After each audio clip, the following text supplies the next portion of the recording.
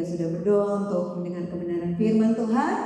Dan sebelum mendengarkan firman Tuhan, kita akan sama-sama mengucapkan apa yang biasa kita ucapkan. Dengan kasih Kristus saya undang mari Bapak Ibu jemaat Tuhan, kita bangkit berdiri, kita taruh tangan kanan kita di dada, dan kita sama-sama mengucapkan ini. Haleluya. Siapa aku adalah apa kata firman Tuhan. Apa yang kupunya adalah apa kata firman Tuhan.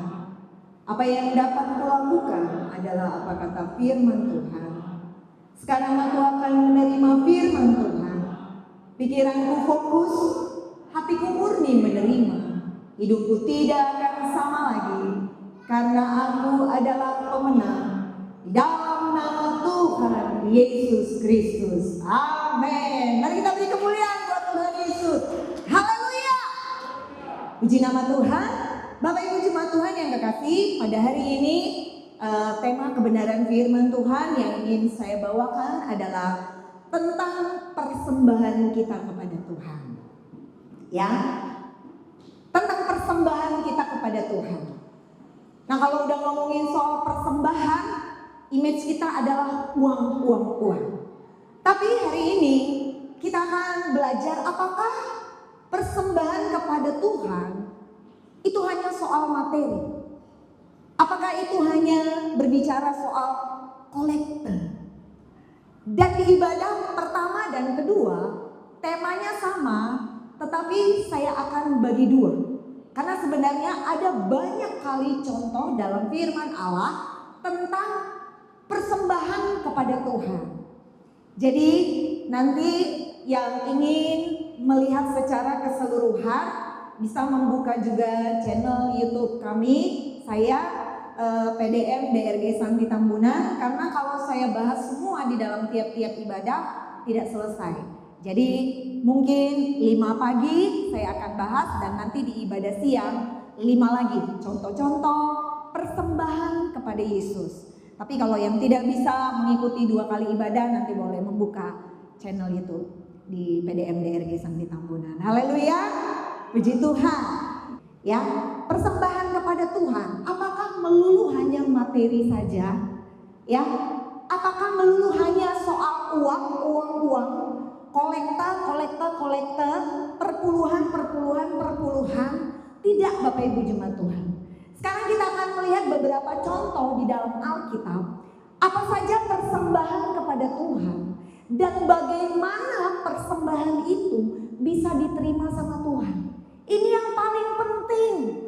Bukan soal banyaknya apa yang kita bawa, tetapi bagaimana sesuatu yang kita persembahkan itu harus diterima sama Tuhan. Amin. Jadi berarti ada persembahan yang tidak diterima sama Tuhan. Ada. Jadi tidak semua yang kita persembahkan itu pasti diterima sama Tuhan. Enggak, Bapak Ibu jemaat Tuhan. Belum tentu. Jadi di sini kita akan sama-sama belajar, bahkan kita akan introspeksi agar ke depannya setiap kita membawa sesuatu yang bisa kita persembahkan kepada Tuhan, itu memang benar-benar diindahkan oleh Tuhan, diterima oleh Tuhan. Amin.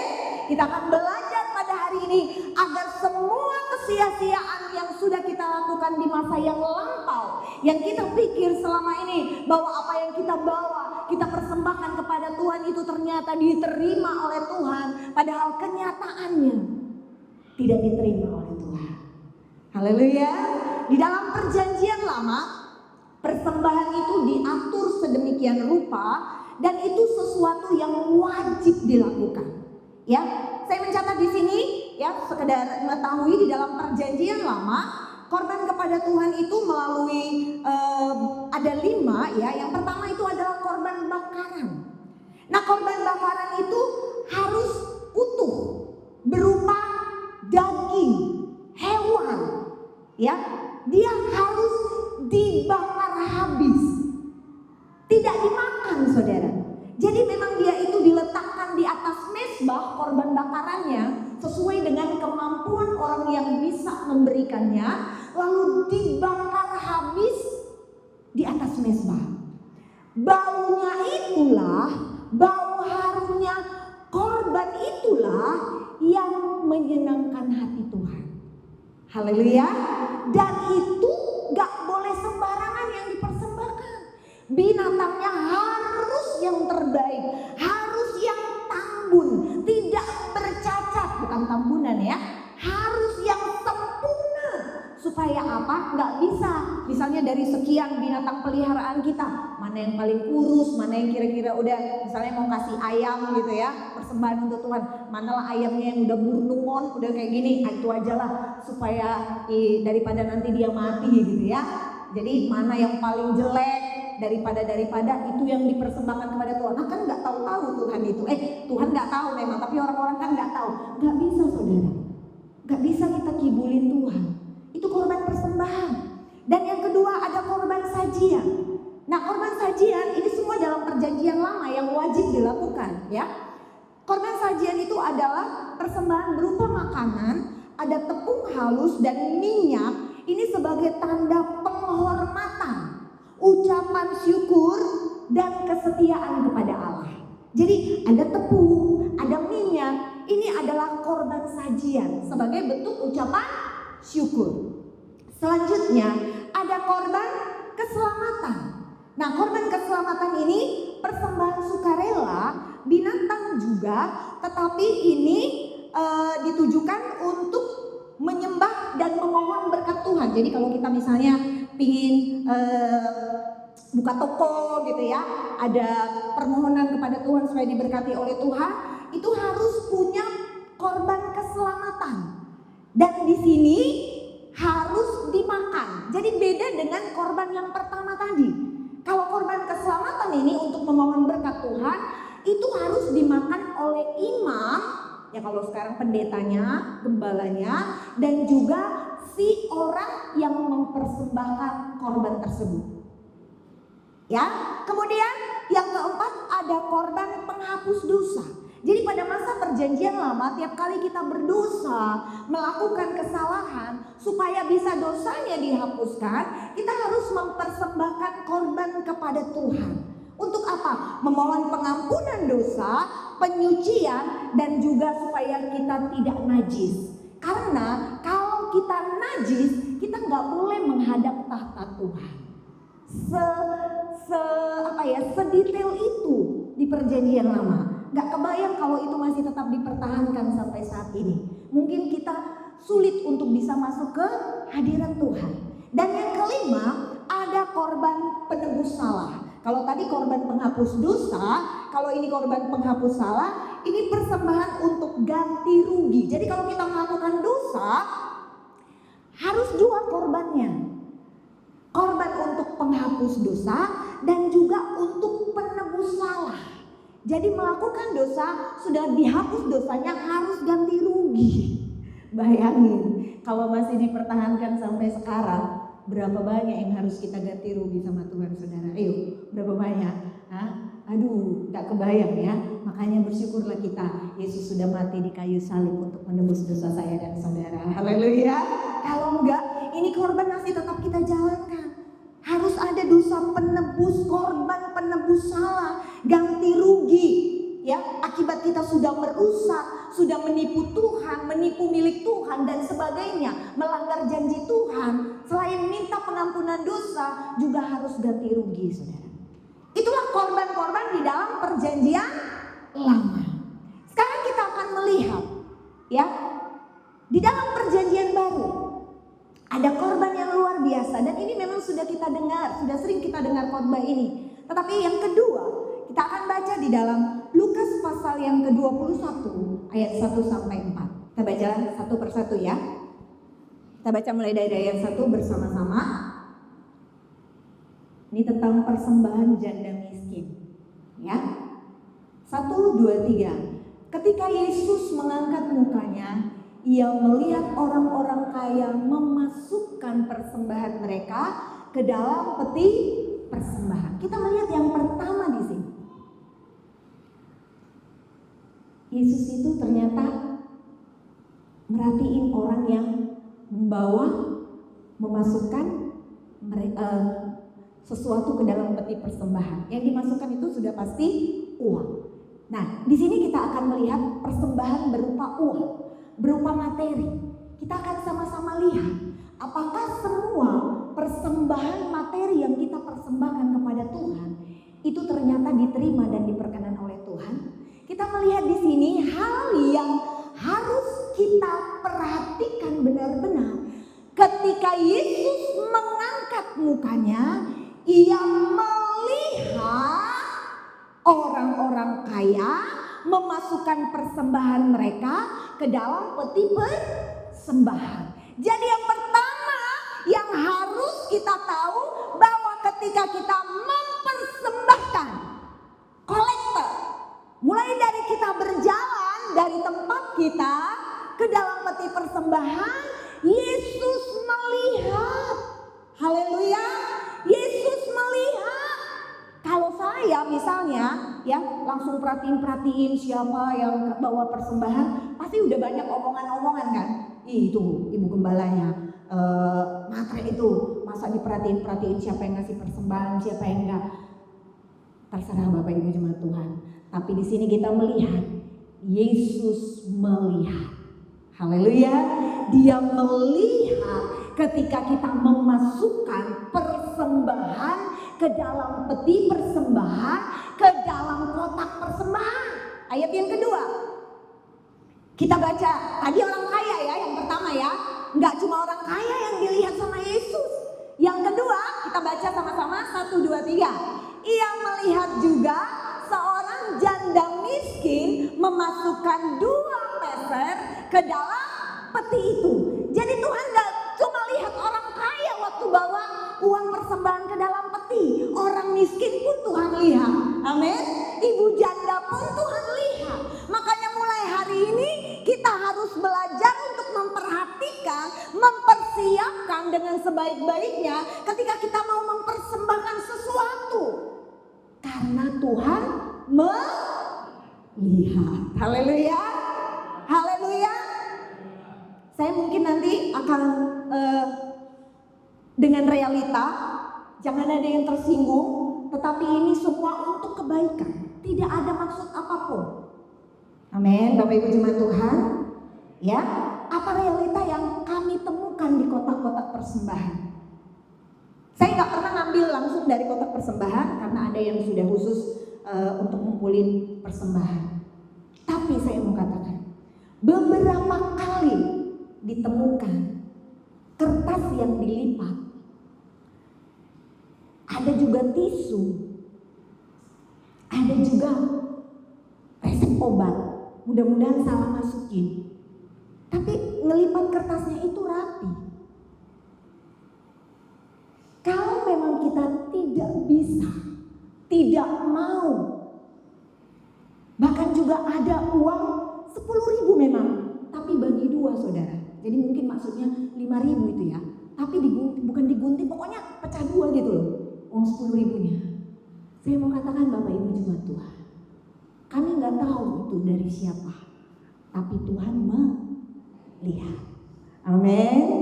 Tuhan melihat bukan cuma persembahan orang kaya, tetapi juga persembahan janda miskin yang mempersembahkan 2 peser ke dalam peti itu. Amin. Kalau memang belum punya, gak apa-apa. Kalau belum suka, nanti kita lihat lagi bagaimana cara mempersembahkan itu pada Tuhan. Jangan tisu dimasukin. Haleluya. Jangan uang yang sudah dirobek jadi 2 bagian. Emang bisa dipakai Bapak Ibu jemaat Tuhan? Daripada gak mempersembahkan. Atau kertas dilipat-lipat. Jangan Bapak Ibu jemaat Tuhan.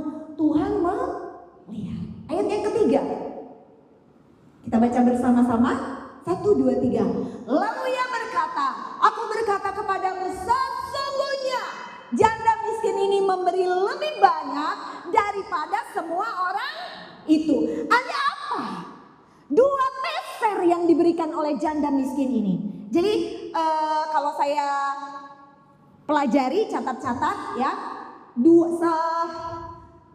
peser itu kurang lebih 0,25 sen US dollar. Jadi kalau andai dolar, 1 dolar itu 10.000 rupiah.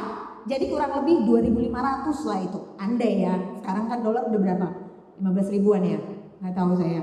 Andailah dulu dolar itu 10.000, jadi 1 peser itu 2.500 rupiah, jadi 2 peser berarti 5.000. Kurang lebih lah seperti itu. Masa itu 2 peser itu 5.000 rupiah persembahan janda miskin itu. Dan itu adalah upah 1 hari.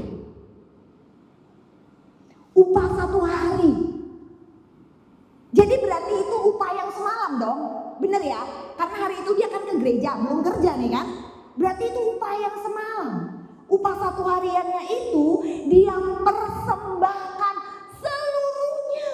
Saya nggak tahu apa isi pikiran dari ibu janda ini.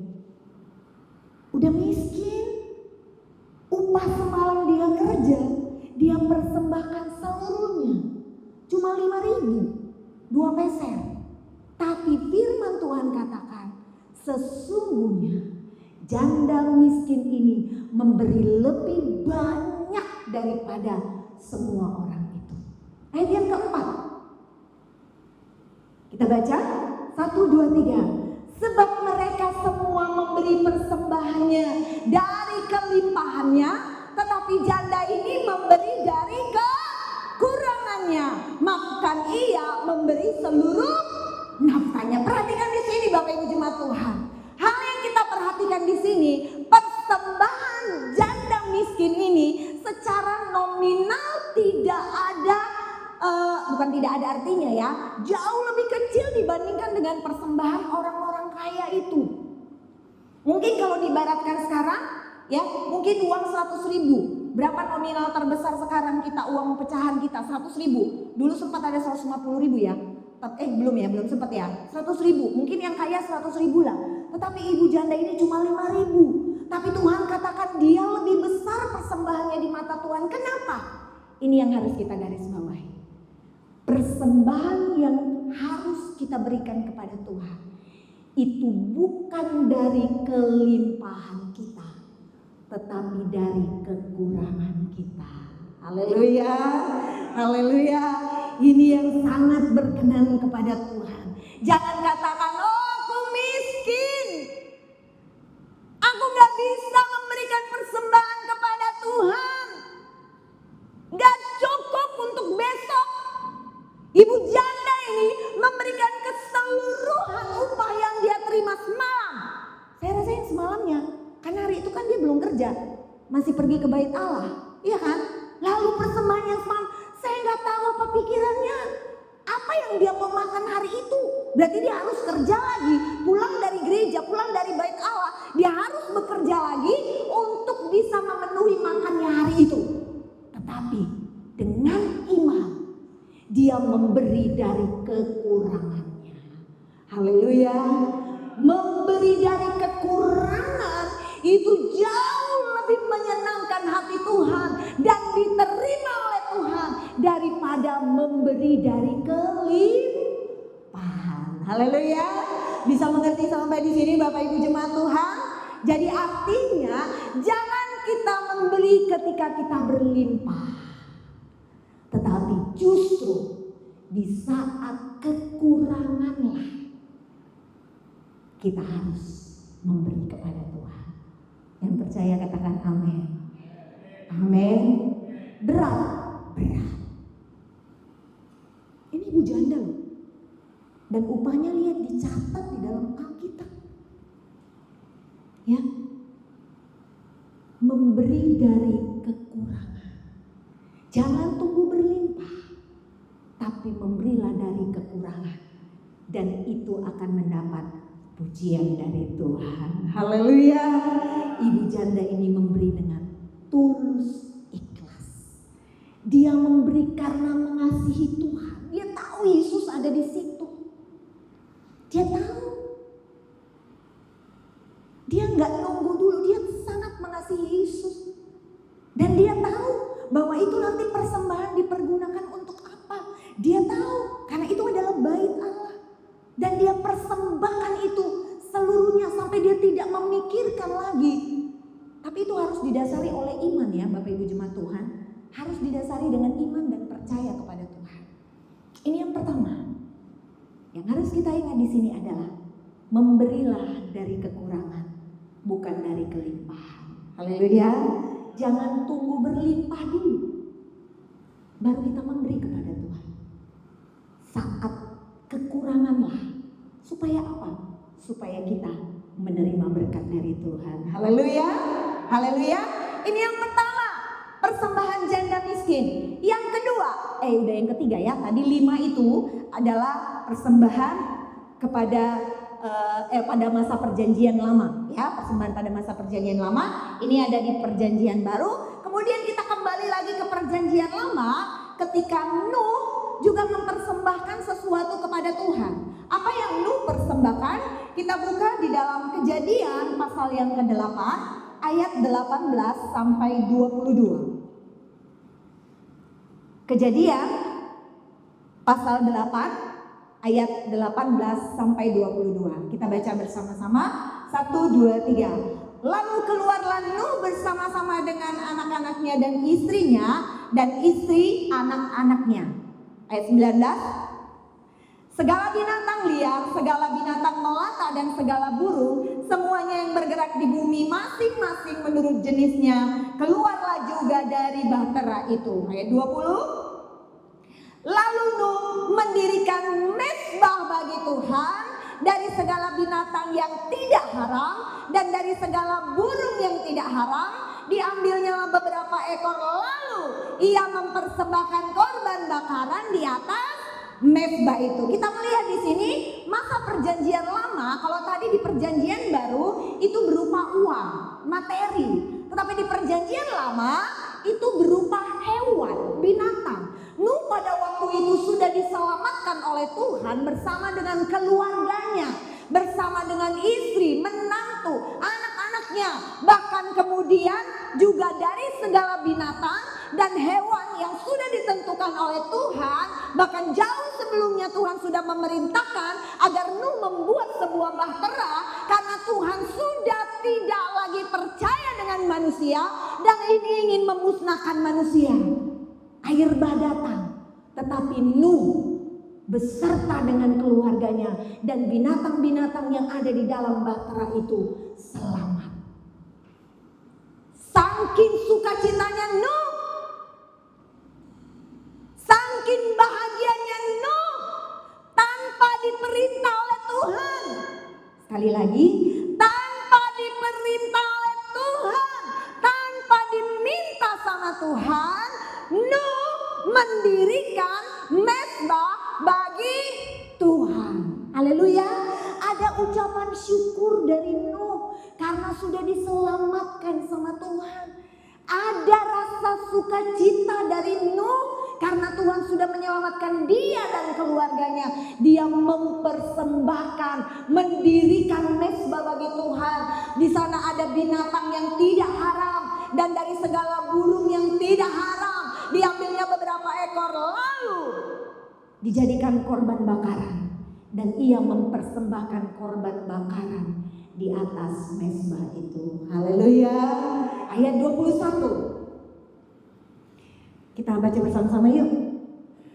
Ketika Tuhan mencium persembahan yang harum itu, berfirmanlah Tuhan dalam hatinya, aku takkan mengutuk bumi ini lagi karena manusia sekalipun yang ditimbulkan hatinya adalah jahat dan sejak kecilnya, dan aku takkan membinasakan lagi segala yang hidup seperti yang telah kulakukan. Lihat dampaknya saudara, lihat dampaknya persembahan Nuh ini luar biasa. Semenjak Nuh mempersembahkan korban bakaran yang baunya harum di hadapan Tuhan, baunya harum, dicium sama Tuhan. Kenapa? Karena dia pilih yang terbaik. Dia pilih binatang yang tidak haram. Dia persembahkan yang terbaik. Sehingga Tuhan pun mencium persembahan yang harum itu. Persembahan kita harus harum di hadapan Tuhan. Amin. Selalu berikan yang terbaik. Bukan nominalnya. Kalau kita bawa kepada kita sekarang, kita tidak lagi membuat mezbah terus bikin korban bakaran di atasnya sampai itu menjadi bau harum kepada Tuhan. Tetapi bagaimana dengan persembahan kita? bukan nominal. Tapi saya mau katakan Bapak Ibu jemaat Tuhan, ketika mau membawa persembahan kepada Tuhan, pilih yang terbaik. Bukan nominal ya, bukan besaran uangnya, tapi dari sekian yang kita punya, cari yang paling baik uangnya. Jangan yang sudah tipis kayak tisu dibelah 7. Ya, pokoknya mana yang paling jelek. Karena yang bisa terima uang paling jelek itu cuma korban peti persembahan. Bener gak?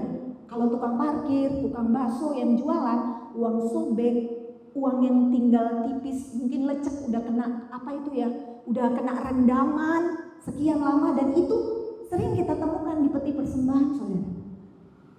Saya mau katakan, kami hamba Tuhan tidak tahu, bahkan yang mengumpulkan kolekte juga gak tahu, tapi Tuhan tahu. Amin. Tuhan tahu. Selalu pilih yang terbaik. Jangan ada yang coret-coretan. Pokoknya dari, bukan nominal ya, sekali lagi bukan nominal. Ingat tadi memberi yang Tuhan sukai, memberi dari kekurangan. Amin. Bukan memberi dari kelimpahan. Kalau saudara melimpah silakan beri yang nominalnya besar. Tapi saya mau katakan selalu persiapkan persembahan kita. Dari uang yang kita miliki, kalau ada pilihan, kalau nggak ada pilihan nggak masalah.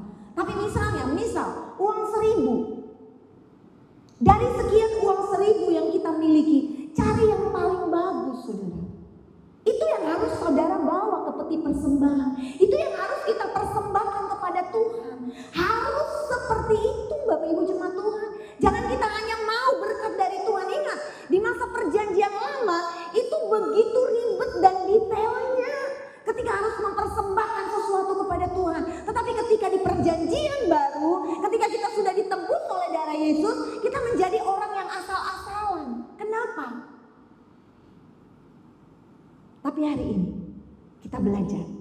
Ketika Nuh mendirikan mezbah sebagai ucapan syukur kepada Tuhan dan mempersembahkan yang terbaik, lihat dampaknya. Karena persembahan Nuh itu akhirnya Allah tidak akan mengutuk bumi ini lagi karena manusia. Amin. Tidak akan dia kutuk lagi. Sekalipun yang ditimbulkan hatinya adalah jahat dari sejak kecilnya.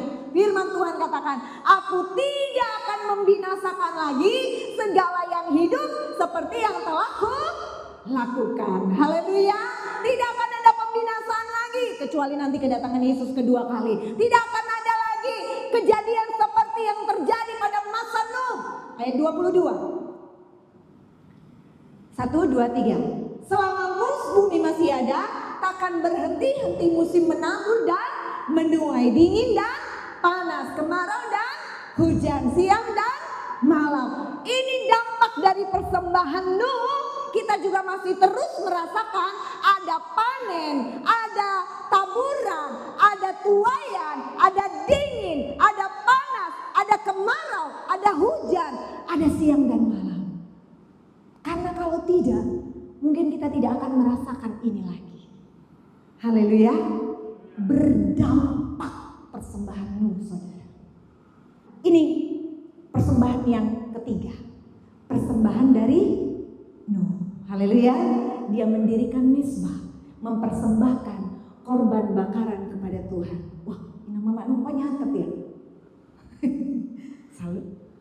Puji Tuhan. Dapat hadiah lagi di bulan depan nih. Canda ya. Iya.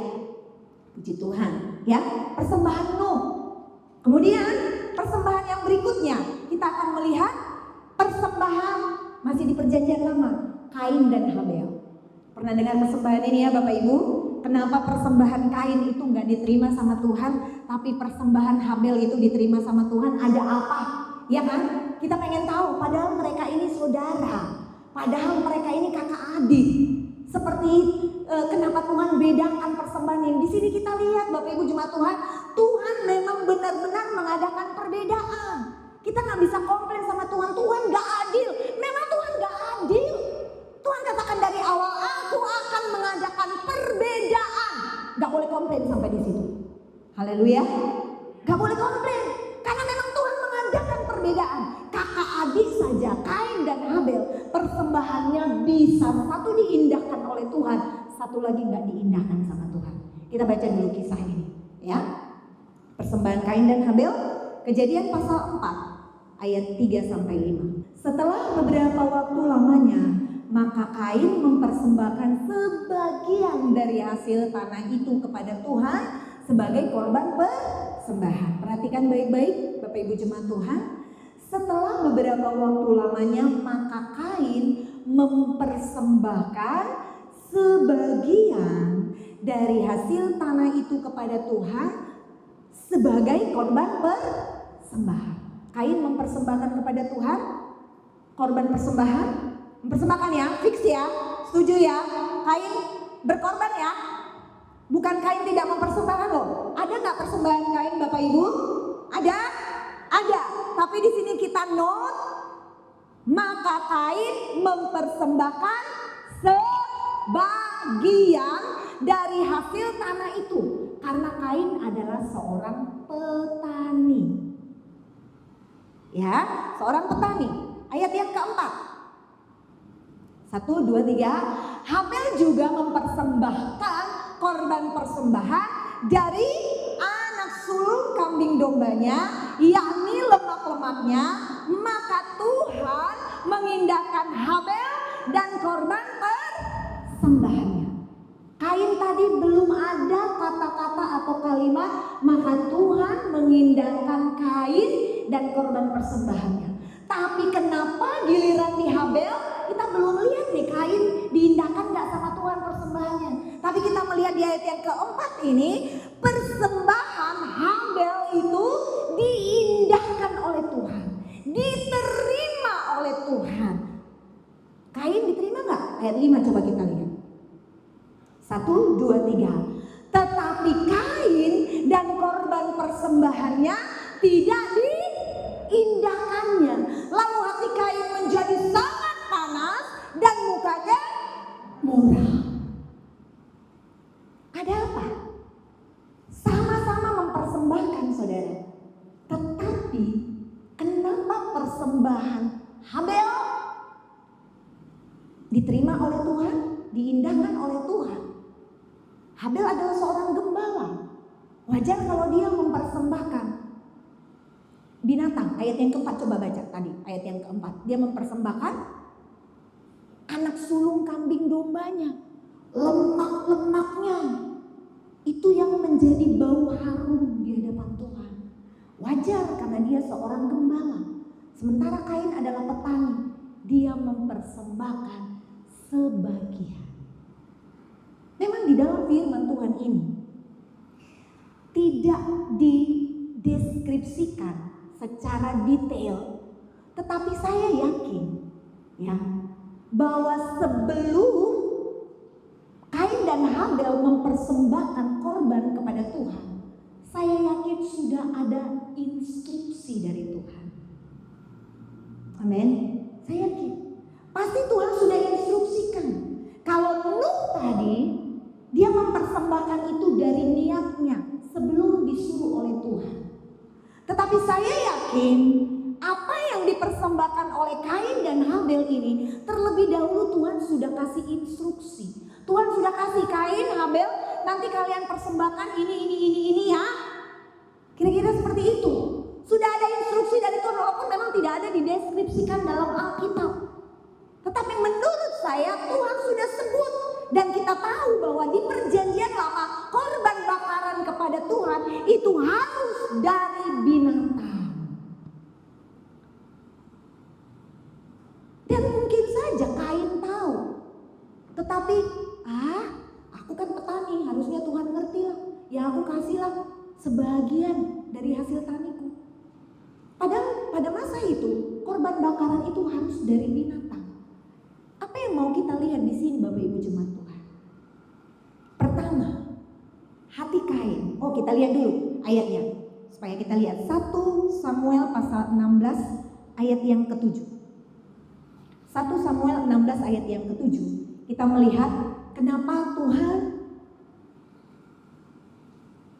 Yang pertama, tetapi berfirmanlah Tuhan kepada Samuel, janganlah pandang parasnya atau perawakan yang tinggi, sebab aku telah menolaknya. Bukan yang dilihat manusia, yang dilihat Allah. Manusia melihat apa tetapi Tuhan melihat hati. Saat itu hati Kain sudah tidak benar. Hati Kain sudah tidak tulus di dalam mempersembahkan korbannya itu kepada Tuhan. Berbeda dengan adiknya Habel. Dia mempersembahkan dengan ketulusan. Bapak Ibu jemaat Tuhan, bahkan dikatakan lagi di dalam di perjanjian baru tentang kisah ini, Yudas 1 ayat 11. Yudas 1 ayat 11, kita baca ini padahal di perjanjian baru. Korban persembahan Kain dan Habel itu di perjanjian lama. Yudas 1 ayat 11. Kita perhatikan di sini. Yudas ayat 11. Ya.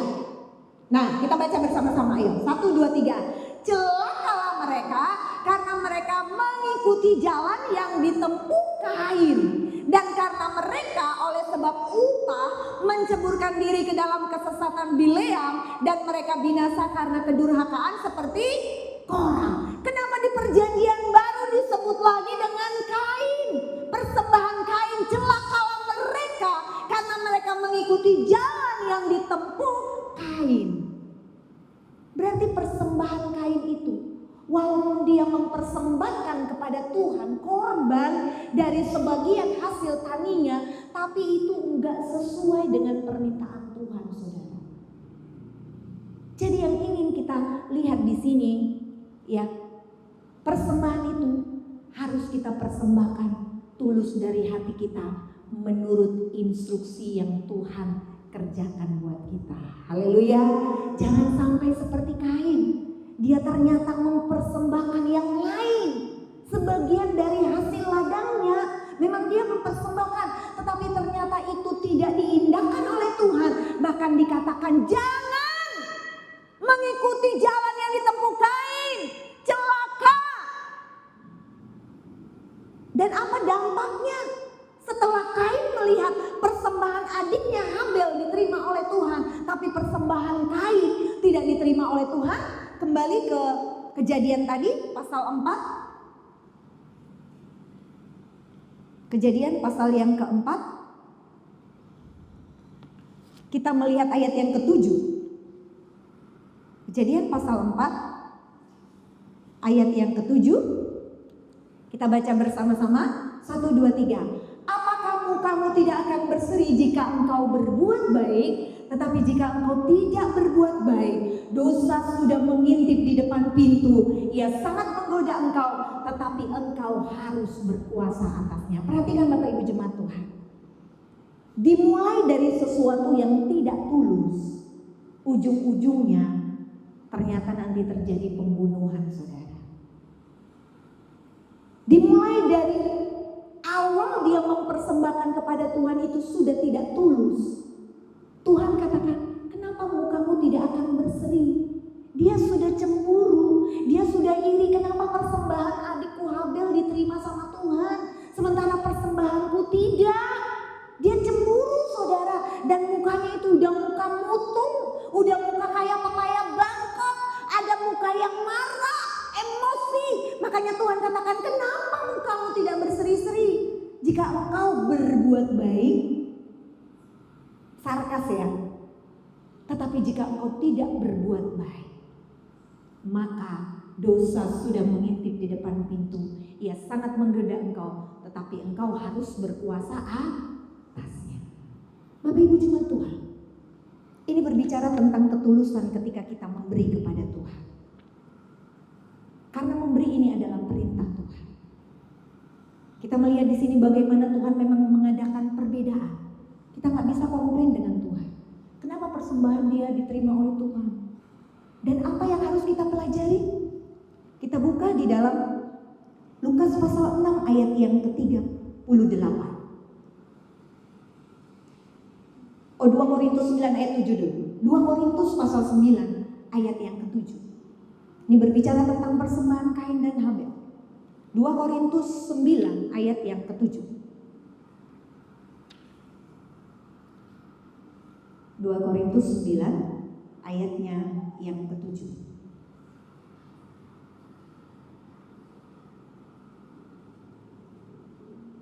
Ya, kita baca bersama-sama. 1, 2, 3. hendaklah masing-masing memberikan menurut kerelaan hatinya, jangan dengan sedih hati atau karena paksaan, sebab Allah mengasihi orang yang memberi dengan. Coba baca lagi Bapak Ibu Jemaat Tuhan. Bapak Ibu Jemaat Tuhan sendiri yang baca. Ayo, 1, 2, 3.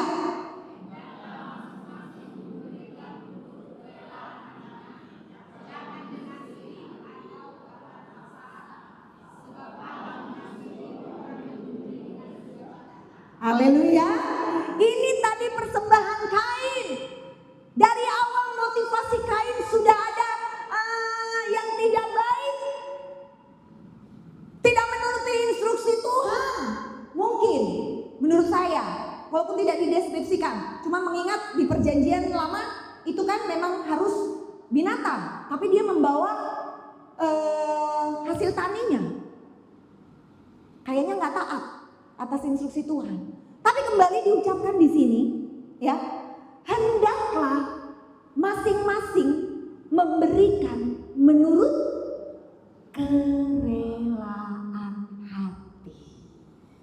Jangan dengan sedih hati atau karena paksaan.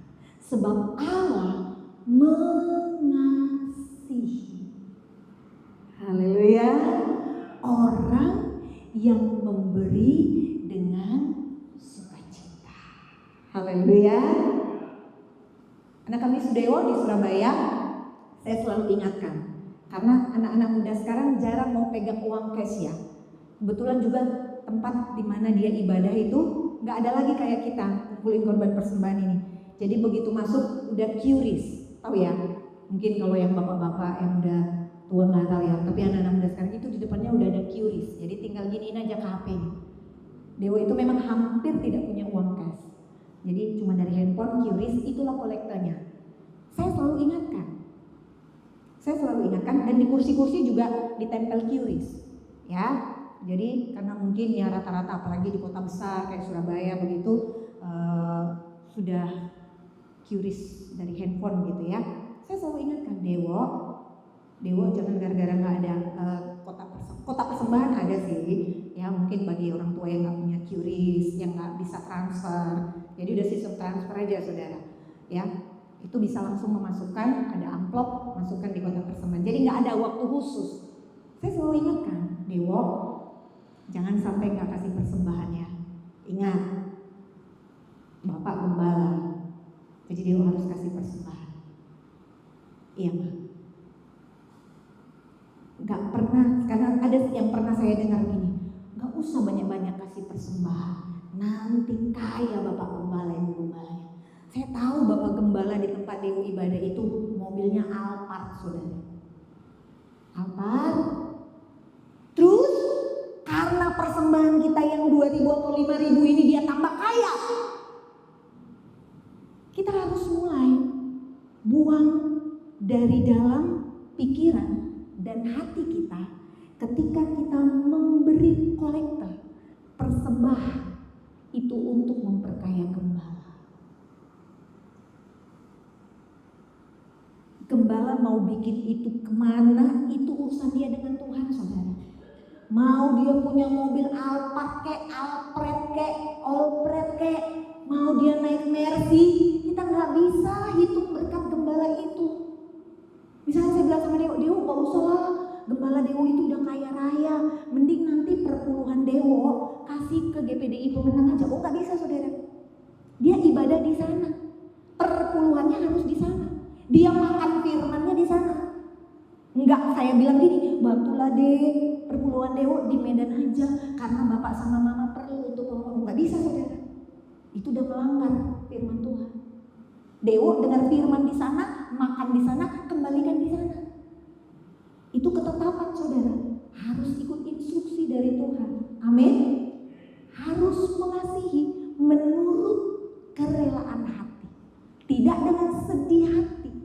Jangan dengan paksaan. Ya. Pernah saya dengar seperti itu, gak usah lah kasih banyak-banyak ke gereja, nanti ibu gembalanya baju baru terus tiap minggu. Ya elah. Padahal ketika kita mempersembahkan kepada Tuhan, kita yang langsung berhubungan dengan Tuhan. Amin. Tuhan hubungannya ke kita, bukan ke gembalanya. Makanya nanti waktu masuk surga, Tuhan gak pernah tanya, by the way, anyway, busway, waterway, gimana menurutmu kehidupan Bapak dan Ibu Gembala? Kira-kira Tuhan ngomong gitu gak sama kita? Enggak lah. Justru Tuhan langsung tanya sama kita, kira-kira udah berapa jiwa yang kebawa? Jadi jangan tanya, korban bakaran itu dibakar sampai habis, saudara, habis, dibakar habis sampai Tuhan cium baunya. Tuhan cium baunya itu yang harus sampai kepada Tuhan, dan korban bakaran itu harus dibakar habis.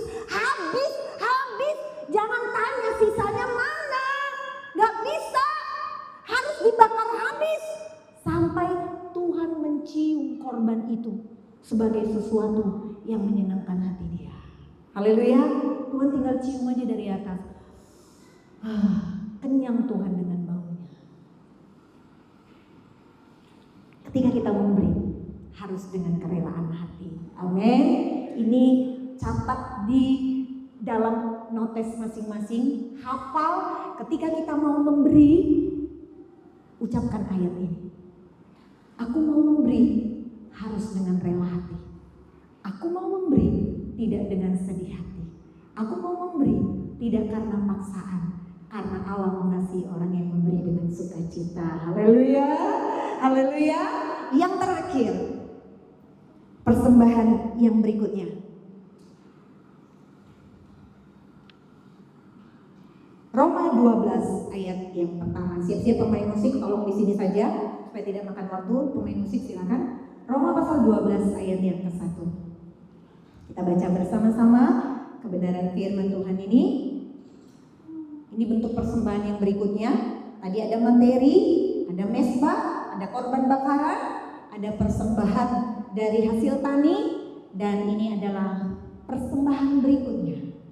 Mari kita baca bersama-sama. Tolong siapkan nanti lagu Bapakku persembahkan tubuhku ya. Kita baca bersama-sama. 1, 2, 3. Karena itu saudara-saudara, demi kemurahan Allah, aku menasehatkan kamu supaya kamu mempersembahkan tubuhmu sebagai persembahan yang hidup, yang kudus, dan yang berkenan kepada Allah. Itu adalah ibadahmu yang sejati. Haleluya. Berikutnya adalah ini persembahan yang sangat Tuhan inginkan. Apa itu? Persembahkanlah tubuh kita sebagai persembahan yang hidup, mumpung masih hidup. Kalau udah mati gak bisa. Jadi jangan tunggu nanti sakit-sakitan di tempat tidur, gak bisa ngapa-ngapain, mumpung masih hidup, masih bisa aktivitas, masih bisa berjalan, masih bisa berlari. Persembahkan tubuh sebagai persembahan yang hidup. Karena nanti kalau udah gak bisa ngapa-ngapain, gak bisa lagi kita mempersembahkan tubuh yang hidup. Haleluya. Yang kudus. Kita jaga kekudusan hidup kita. Kita minta kuasa Roh Kudus untuk memampukan kita untuk bisa hidup kudus dan yang berkenan kepada Allah. Haleluya. Berkenan kepada Allah, menyenangkan hati Tuhan. Itu adalah ibadah yang sejati. Haleluya. Haleluya. Jaga tubuh kita. Ya. Dengan apa yang bisa kita jaga? Ya, jaga makanan yang kita konsumsi. Jaga apa yang kita minum. Ya, harus yang bagus yang kita masukkan ke dalam tubuh. Jangan kita rusak. Karena ketika sudah rusak, yang kita salahkan Tuhan, Tuhan kenapa aku sakit? Jadi selama ini makanannya nggak dijaga, pola hidupnya nggak dijaga. Ya, harus persembahan yang hidup, kudus, dan yang berkenan kepada Allah. Dan itu adalah ibadah yang sejati. Haleluya. Inilah 5 persembahan kepada Tuhan. Dan nanti ibadah yang kedua juga saya akan bahas 5 persembahan lagi, tetapi berbeda dari yang sudah saya sampaikan di ibadah pagi. Puji Tuhan. Bapakku persembahkan tubuhku. Mari sama-sama kita bangkit berdiri, Bapak Ibu jemaat Tuhan. Bapakku persembahkan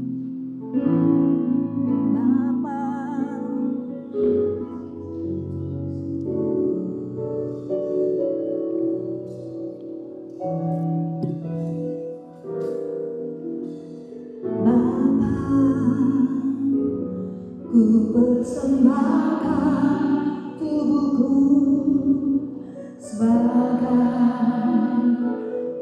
persembahan yang hidup, kudus